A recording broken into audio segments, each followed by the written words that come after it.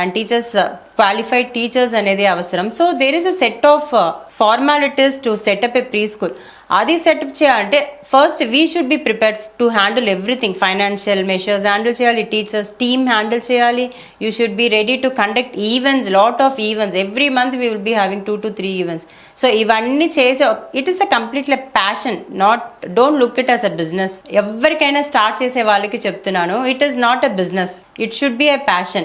The passion should be like to give a proper foundational skills to the all the children. Mana chutturu unna pillalanda proper development you should show the parents.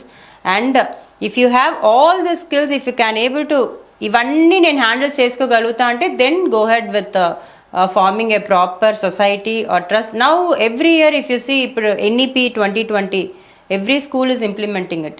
It's been our school, it's been ఇప్పుడు 8th academic year we're going to kick start from the June month.